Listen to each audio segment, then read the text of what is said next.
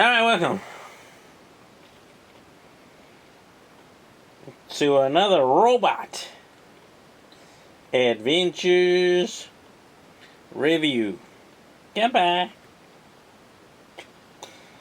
Drinking my pumpkin juice. Yeehaw. Pumpkin juice. Alright, so today we're going to be looking at the Dremel Workstation 200. I actually did pick this up in the States, so my instruction manual is in English, and French and Spanish, I think. Maybe so. So let's just, I guess we gotta look at the components there. Oh, okay, you can modify that in a couple of pieces. It didn't show that in the English version, but I guess the Spanish version is more detailed. So let's take a look at the English version there. Oh no, it's still the same thing. Parts right on. Yeah, but so that's what we got. And we got this thing. Alright, so I know there are a couple of videos out there already on this thing, this workstation, and some of the people don't like it because of the plasticky nature of it. So let's take a look at that, what it's actually made of. So the base here, I think, is aluminum, and if you watched National Treasure with Nicolas Cage, Ghost Rider, yeah, aluminum used to be very expensive, but they figured out a way to mine it, and now it's kind of cheap, but still valuable. The depth, I think, on these of this plate here is, I think, about 3 millimeters. Let's check. I'll just do it that way. Maybe 4 millimeters. So, and I measured this before. I think it's 15 millimeters by 18 millimeters. The actual instructions give you a way to create your own vice clamp down thing. So, oh yeah.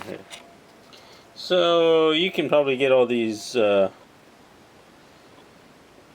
measurements on the online manual. So that's pretty good. This base, this bolt here is beveled, as you can see, and it takes 8 millimeter bolt, so you can drop that, and it's kind of really flush and nice. Can I show you that? Alright, so here, drop in a nice flush. Oh, I'll hit the bottom there, but yeah. It's pretty flush to the base, so that's kind of nice.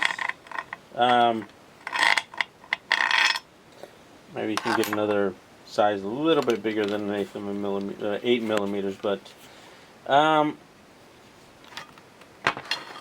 so you probably want to mount this somewhere because it's a little bit top heavy.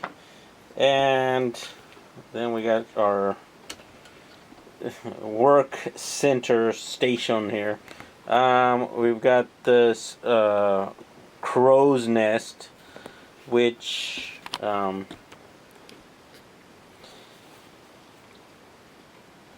can hold a bunch of extra parts. I'll just drop it down a little bit, maybe. Oh, you still can't see it. So I'm not high enough. Yeah, you can put in a bunch of accessories. It's got a bunch of little holes there. Yeah, a bunch of little holes there for accessories. And yeah, that's not really fixed in place very well. And going up, I've got my Dremel here on the hook and the flexi shaft attached to it. This whole piece here can be lowered by doing the little twisting and lowering it, and twisting it again to tighten. So it's got that kind of setup. According to the manual again, if you're setting up the flexi shaft, I don't know where that. Oh, there it is. So you want to make it look kind of like that.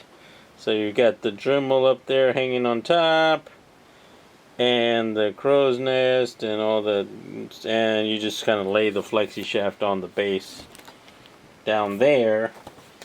Which I don't know why. I guess that's okay.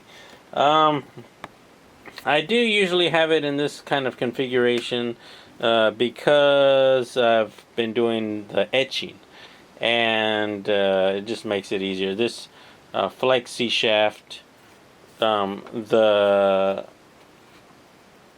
diameter of this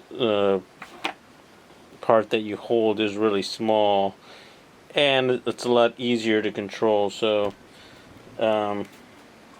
yeah, I kind of like using this. Oh shit, there goes robot. And yeah, it's the Dremel is a lot thicker. So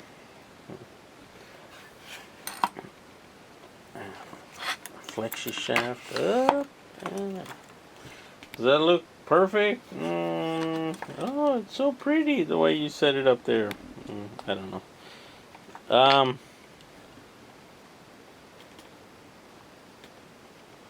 Yeah. Let's take a look at this alignment here. And I think you can just see, just from the camera, maybe it's not perfectly aligned. Yeah. It's got, like all of the accessories, it's got the one special threaded nut here that will allow the Dremel to get threaded down on there. It's got a couple of these slots here. It's got two of them to allow you to press in the. I have a feeling things are going to fall down. This lock button when you're trying to change out your drill or your sander or something. And yeah, it's got this bolt here. It's really plasticky thing, which allows you to set the depth stop on the drill on this lever. So it's got a very, I don't know if you can see that very well, but oh, there you go. It's got a ruler on there, so maybe you can use it to determine the depth of the thing, but it's kind of eyeballing it, I think. Another feature is this cable holder. So when you get the Dremel, here's yeah, this is the Dremel cable. You can put it into there, into that, and you know, keep it out of your way. But my actual Dremel cable is pretty thick, so it's never really gone in there. so I've never used this feature. Also, let's rotate it back. Let's take a look at the back here. It's got your height adjustment bar here, and it just kind of presses against this this pole here. Yeah, so you can rotate it left and right. It's not only height, but yeah, it's just the thing that holds this assembly to this vertical bar. And you've got two screws which are maybe almost redundant. You got this one which will hold this, which will pressure this and make it not move. And you've also got this bolt which will also lock the rotation. Because this thing is made out of plastic, and the tolerance is plasticky, maybe that is not vertical, plumb to, I guess, vertical.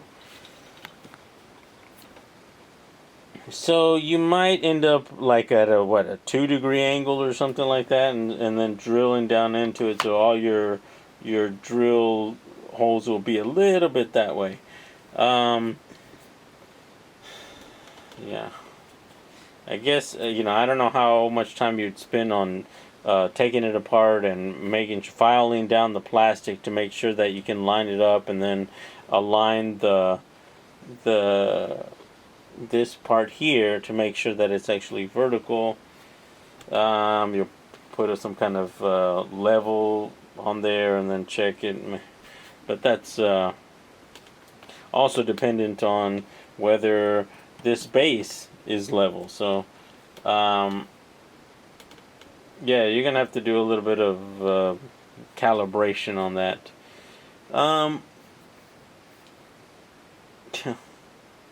So that's kind of a shitty thing. Let's see. So if it's if it's not locked down, it can rotate around like this, and it's pretty nice. If you want to do some kind of sanding or some other, maybe some cutting or something, you can rotate it around there, get a lot of free space over here, and hold that thing in place while you use two hands to do the other work. It's kind of good for that. You can also use the vise back there, I think, for the same function, but this thing allows you to do it, and also a place to hold your rotary tool, the Dremel. Anything else I'm missing? Yeah, so I think one of the complaints that I've seen on some of the other videos is that because it's all plastic, and there's only one this screw holds the Dremel into place, it tends to vibrate because of the rotation of the motor, and sometimes the drill head starts to shake, so it kind of makes it difficult to line up the drill to your material, and yeah, it's kind of a shitty thing. So the accuracy is not that great, but let's give it a go, and let's see how it works. So another warning: please do not operate machinery after you've been drinking pumpkin juice and butterbeer. So yes, do not do that. Do it only when you're very, very, very sober. You would cut off your parts, so don't do that. All right, let's. I'm gonna I'm gonna attach the Dremel onto the stand here, show you how it looks, and then drill a piece of wood with the bit. These Dremel bits, $10. They fit into the crow's nest. Not recommending those. $10 for how many bits? For 7 bits, and yeah, $10. You can pick up 7 bits at the dollar store or something. You can buy drill bits cheap, and this is a DIY item, so the professional level is not there, so maybe you don't have to worry about that. But all right, so I'm going to use one of those. All right, so when I'm attaching this flexi shaft, I have to first attach this I guess adapter, because it's the same as the saw. The flexi shaft just has a square rod that goes in there, so it's a square rod there, square hole, so you'll be able to rotate. So you just stick that in there and you screw this thing on. Choose that. There it goes. Oh, let me make sure that adapter is really on there. Alright, there you go. And okay, and then you just tighten that down.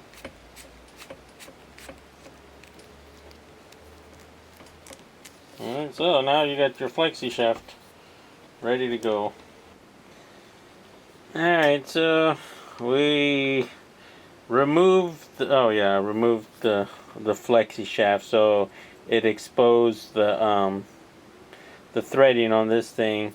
I don't usually have the nose cap on there because I'm always swapping around. So you can drop it in there like that, and then tighten that down. And there's a lot of space around the around this piece here and the actual point, so it's only held on by the threading there, so kind of weird. Then you take one of your screws there, one of your wrenches, keys, and you tighten that down. Okay, now it's super tight. And so yeah, it's only held on there by that bolt, but it's pretty well on there. And because you removed your flexi shaft, you also removed the adapter, so now you have to reapply some kind of bit holder here. So I'm gonna, you can't see, but I'm taking off the flexi shaft.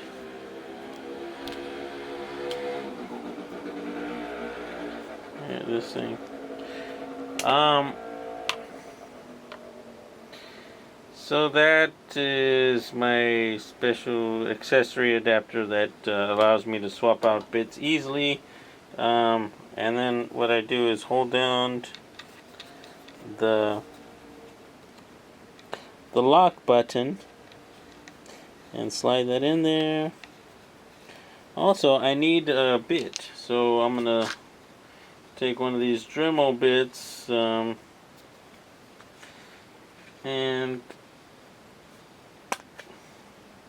take this. What size is that? 7/64 size. So I'll slide that into there. and then I'll try to tighten it down.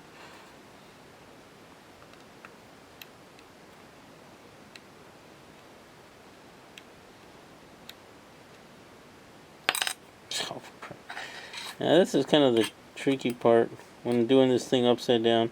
I could do it sideways and then rotate it around.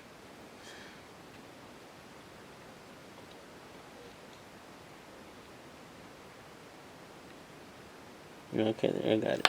Oh no.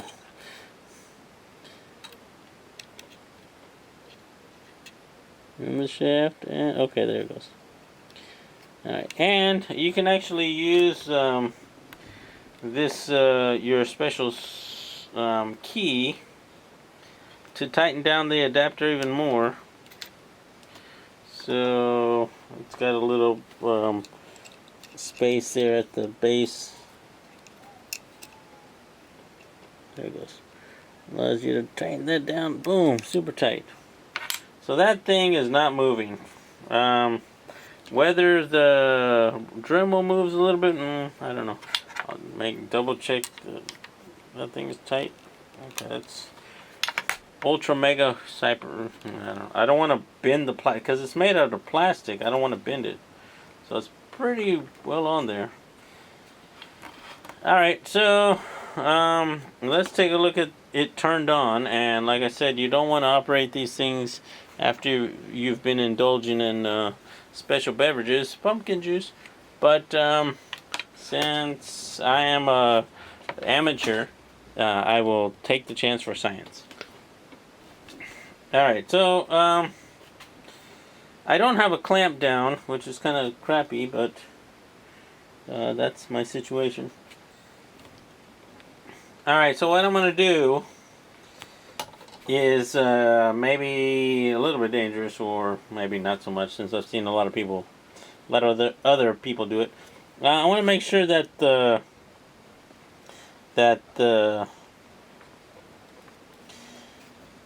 drill is right on center, and it's not, because I can see that it's not. So I'm going to adjust the back here.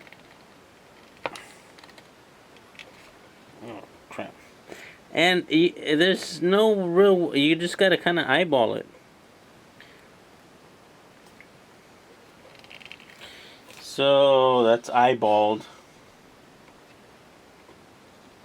Maybe that's centered. I'm not really sure. And that's one of the drawbacks of it. And I'll just put this piece of wood right there. You'll see when I drop I want to release this guard, make it loose, so that I can drop the whole thing down without dealing with that guard. And it'll go all the way down through the hole in the center there. And it'll drill a little tiny hole. Alright, so let's take a look at that. And am I perfectly vertical? I don't know. I can try to press, make sure that. Yeah, there's no real way to verify how vertical I am. So I just tighten down the bolts when I think, tighten down this one and this other one in the back here. When I think I'm perfectly vertical, and then I tighten down this one, and I tighten down this one over here when I think I'm vertical, and then I guess hope for the best. And just because it's such a small depth, I don't know if it's really gonna be that much of an issue, but yeah, it's something. And yeah, this flexi shaft, I don't know if I want that on there. So it's turned on and the power is on. So, like I said before, there's no on-off switch to this thing other than turning the power on and getting it rotating up to speed. So we're going to do that right here. Slide it over. A little bit slow. And I want to see if this thing starts vibrating, so we'll just do that.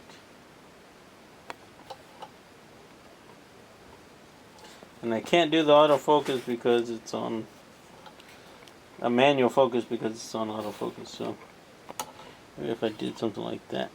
Okay.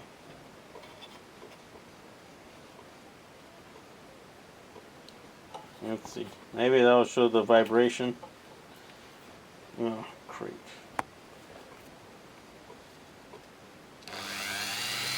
Oh, this looks pretty stable.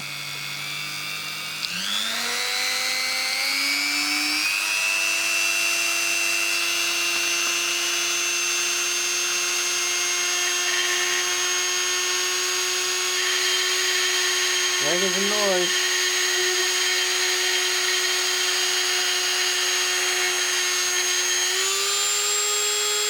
That's maximum. That's for aluminum. For metal.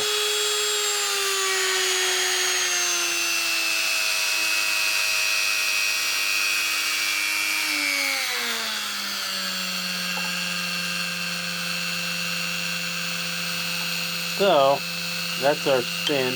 And that's really slow at, I think, level 3. So, and you just drop it down.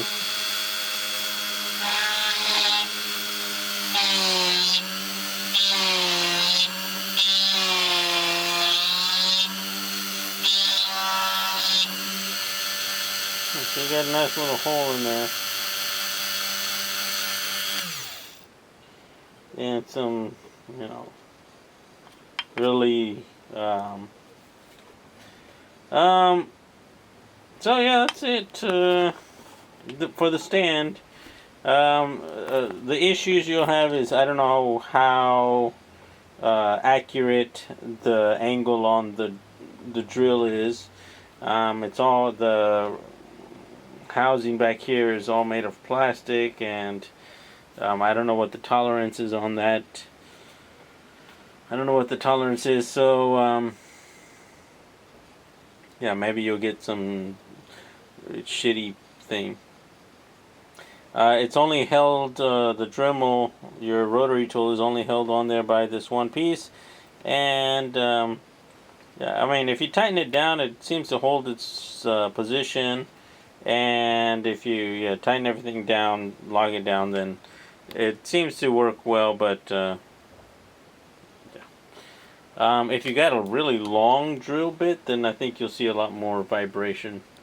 But yeah, if you pick this up at on Amazon or somewhere like that for a reasonable price, then I think you're good. I think if you pay full price, then maybe you might be disappointed.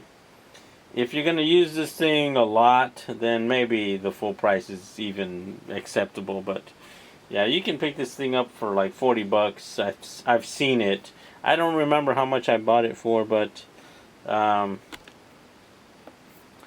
it wasn't full price.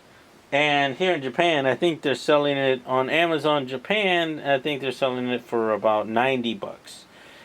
In the States, I think it's around maybe under 40, somewhere around there. So, yeah, it's a big price difference there.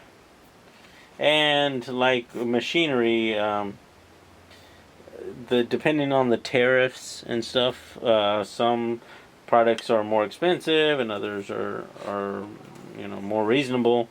So yeah, it just depends on your country and the tariffs that you have.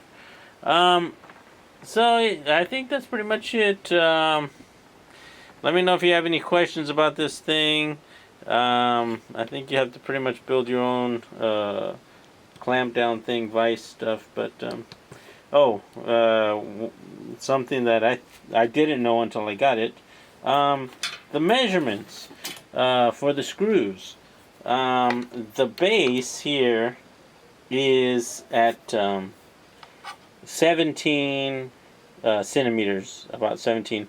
And I think the from center point to center point, I think it's 15 centimeters from here to here. And on the side, you get a little bit of a different, maybe two measurements, because the actual place for the bolts, I think it comes around 20. Oh no, it's 19. Oh no, it's about 18 and a half, 18.75. So from center point to center point, and you have the extra bit over here. So if you had a piece of wood like a 2 by 10 or something, maybe that would fit on there. So bolt that down and you'll be good to go. Alright, I think that's everything. Talk to you guys later. Where's my robot? Here's backup robot. Alright guys, talk to you guys later. Come by. Bye bye. Choo.